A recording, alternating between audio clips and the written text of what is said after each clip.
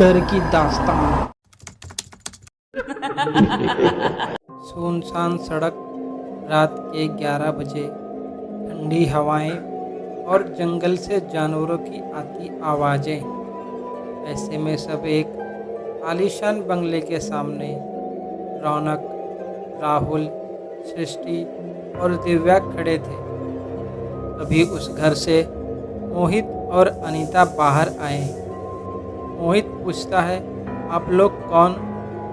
रौनक ने बोला, वो सर, हम लोग ज़रा नोएडा जा रहे थे और रास्ते में हम लोग की गाड़ी ख़राब हो गई। हमने घर पर कॉल करना चाहा तो देखा मोबाइल में नेटवर्क भी नहीं था, तो सोचा आपसे मदद मांगकर देख लेते हैं। अनीता ने बोली, कोई बात नहीं बच्चों, फ़ोन तो मेरा भी डेड है, लेकिन तुम लोग जब तक चाहो यहाँ रुक सकते हो, अंदर आओ। ये सुनकर चारों खुश हुए और उनको थैंक्स बोलकर घर के अंदर चले गए। अंदर जाकर उनकी आंखें फटी की फटी रह गईं। वहाँ चारों तरफ महंगे महंगे मेटिक पीसेस लगे हुए थे। उनको देखकर उन लोगों को चुराने का मन होने लगा। अनीता ने बोला, बच्चों बैठो, तुम सबको भूख लगी होगी, मैं सबके लिए खाना लगाती हूँ। मोहित ने बोला, हाँ हाँ, तुम खाना लगाओ, तब तक मैं बच्चों से बातें करता हूँ।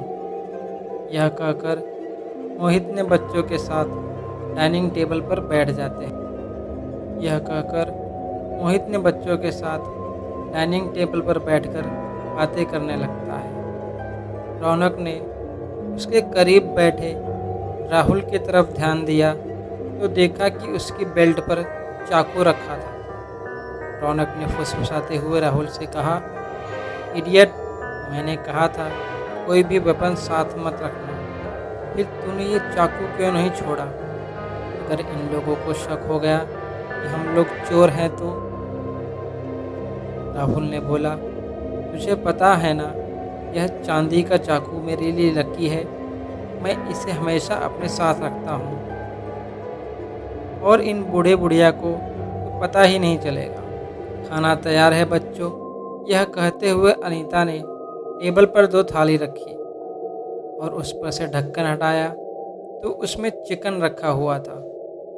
क्यों बच्चों, खाना पसंद आया या नहीं? तभी दिव्या बोली, yes ma'am, thank you so much.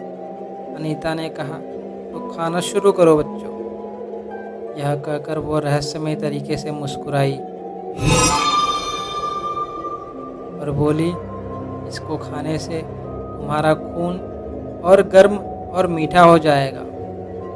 मोहित ने बोला, बच्चों, हमारा घर बहुत बड़ा है और इतने दिनों बाद यहाँ कोई मेहमान आया है, इसीलिए हम चाहते हैं कि सारे कमरे भर जाएं, तो जिसको जो कमरा पसंद आए वो उस कमरे में ठहर सकता है।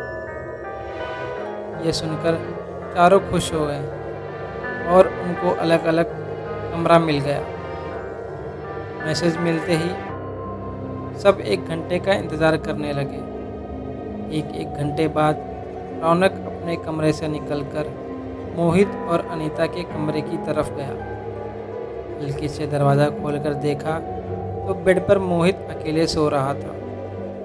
रौनक ने बोला, ये तो अच्छा हुआ कि ये दोनों अलग अलग सो रहे हैं।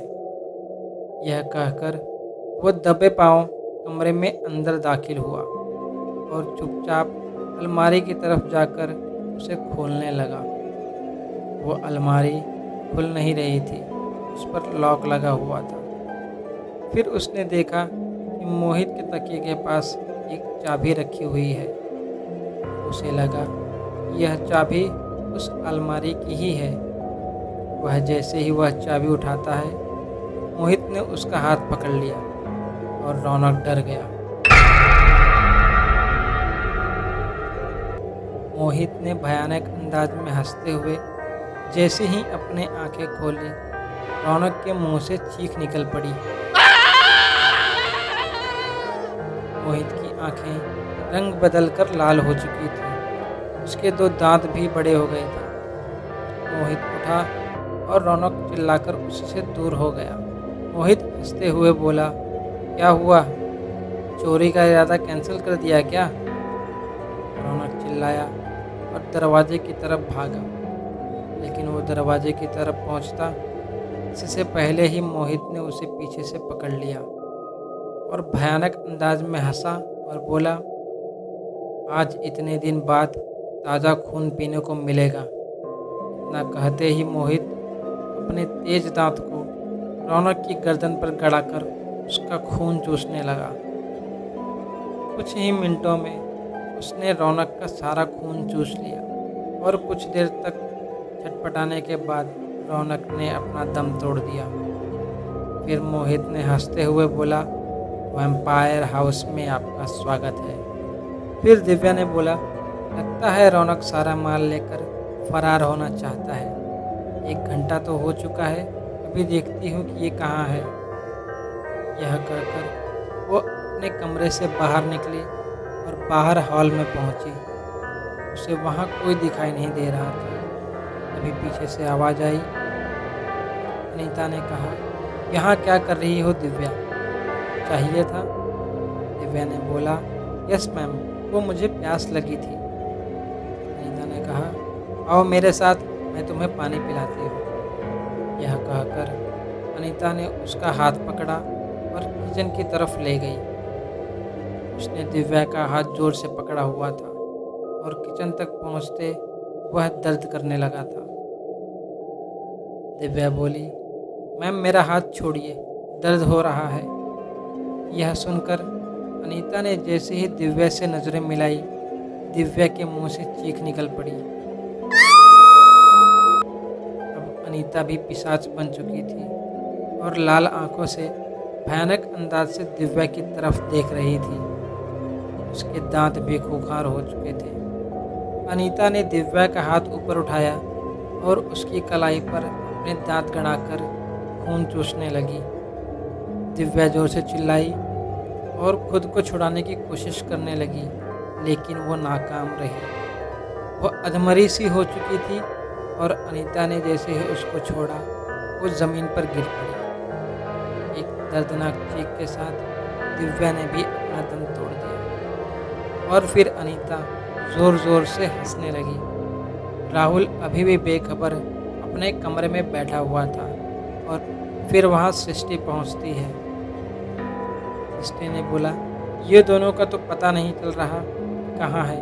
1 घंटे के बाद उठने को बोला था। राहुल ने बोला, मैं भी रौनक के ही कॉल का वेट कर रहा था। तभी मोहित और अनीता उनके कमरे में पहुंच गए और अनीता ने बोला, कोई नहीं बचेगा। मोहित और अनीता को पिशाच के रूप में देखकर सृष्टि डर गई और भागकर राहुल के पास चली गई। सृष्टि और राहुल दोनों डर गए। फिर मोहित और अनीता ने उन पर हमला कर दिया। मोहित राहुल के ऊपर झपटा और उसको लेकर बेड पर जा गिरा। अभी वो उसकी गर्दन पर दांत गड़ाने ही वाला था कि उसका हाथ तकिए के पास रखे राहुल के चाकू से टकरा गया।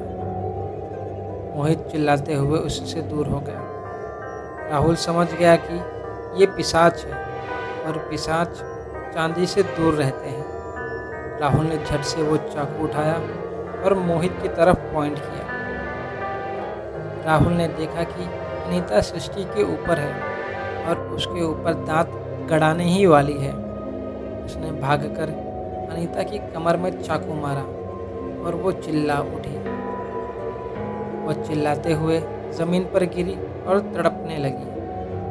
उसके शरीर से जो खून निकल रहा था वो नीला कलर का था।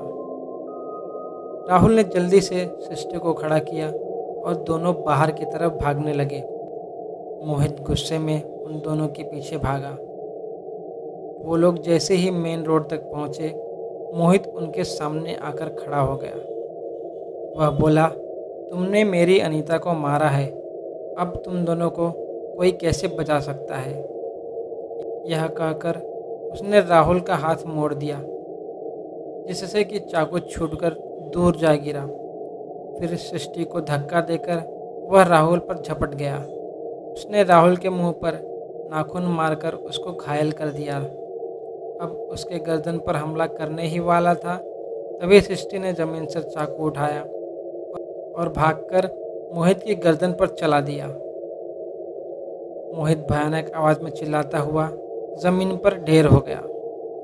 धीरे धीरे मोहित के शरीर से भी नीला नीला जहरीला खून निकलने लगा और कुछ देर में उसकी भी मौत हो गई। राहुल ने तुरंत ही सृष्टि का हाथ पकड़ा, बोला चलो यहाँ से निकलते हैं। और फिर दोनों रात में ही आंख में डर और दिल में खौफ लिए वहाँ से दूर भाग निकले। फिर दोनों ने कभी भी चोरी न करने की कसम खाई। तो दोस्तों, अगर आपको वैम्पायर हाउस की कहानी सुनकर अच्छा लगा तो वीडियो को लाइक कीजिएगा और चैनल को ज़रूर सब्सक्राइब कीजिएगा।